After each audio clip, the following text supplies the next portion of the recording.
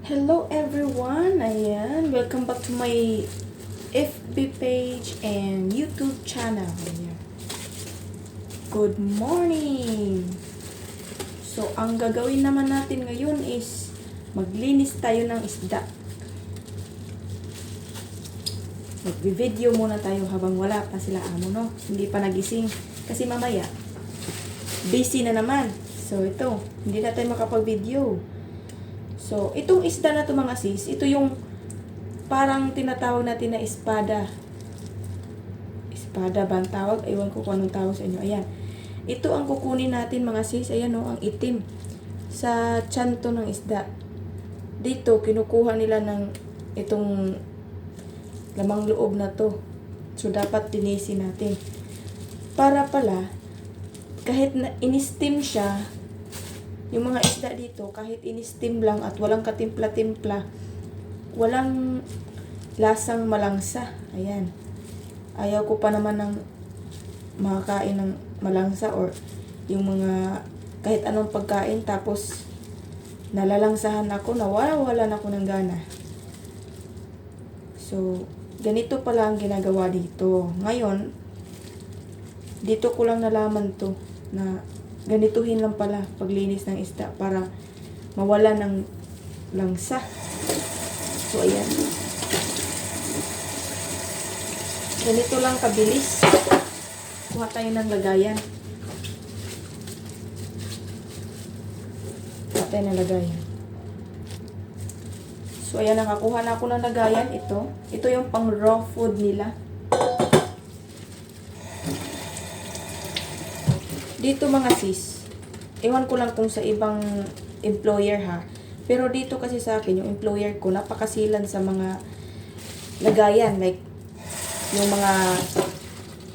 mga hindi pa luto, at saka yung luto na iba-iba talaga, tapos yung kutsilyo, at saka yung mga gunting, lahat ng mga gamit dito, may sa kusina, iba yung mga pang luto na food, or iba yung hindi pa luto, ayan. Kasi nakakasama daw yun para sa kanila. So, susundin natin, di ba? So, ganyan lang paglinis mga sis. Ayan. Wala na yung parang ano niya.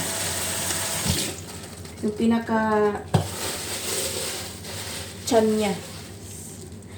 So, ito pa.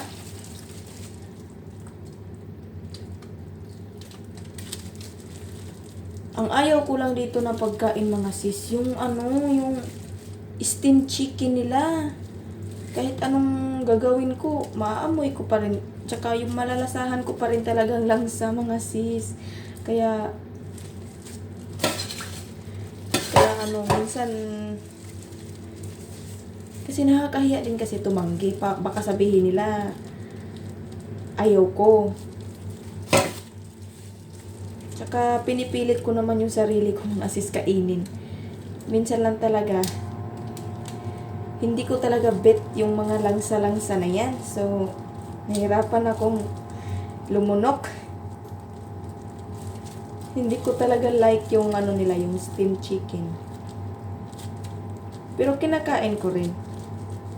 Minsan nga lang, nakakaamoy ako o nakakalasa ako ng malangsa. So, nahirapan akong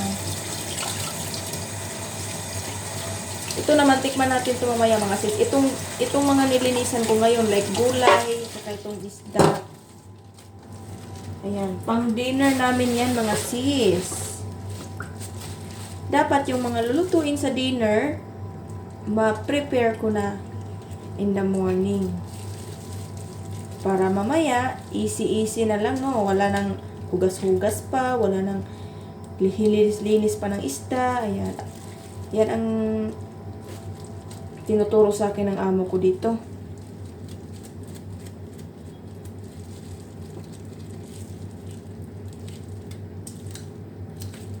Ayan. Ito oh. Ito pala yung itim na to mga sis. Sa pinaka-tiyan nila, ito pala yung nagdadala ng langsa. Kaya kailangan natin linisin.